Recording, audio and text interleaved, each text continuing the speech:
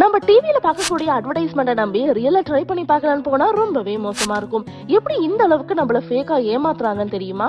ஒரு 3 எக்ஸாம்பிள் இந்த வீடியோல பார்க்கலாம். நம்பர் 3, ஒரு கேக் அட்வர்டைஸ்மெண்ட்ல பிரெட் பீஸை வச்சுட்டு அதுக்கு அடுத்த லேயருக்கு அட்டையை வச்சு கவர் பண்றாங்க. அட்டை வச்ச லேயருக்கு நார்மல் ஷேவிங் கிரீமை தான் வச்சு ஃபில் பண்றாங்க. அது மட்டும் இல்லாம ப்ளூ கலர் மிக்ஸ் பண்ண க்ளூவை யூஸ் பண்ணி மேலையும் கவர் பண்றாங்க. குட்டி குட்டி ஸ்டார்ஸை தூவி விட்டு ஃபைனலா பிளாஸ்டிக் ஸ்ட்ராபெரியை ஃபிக்ஸ் பண்றாங்க. அட்வர்டைஸ்மெண்ட்டுக்கும் ரியலுக்கும் உள்ள டிஃபரன்ஸ் நீங்களே பாருங்க.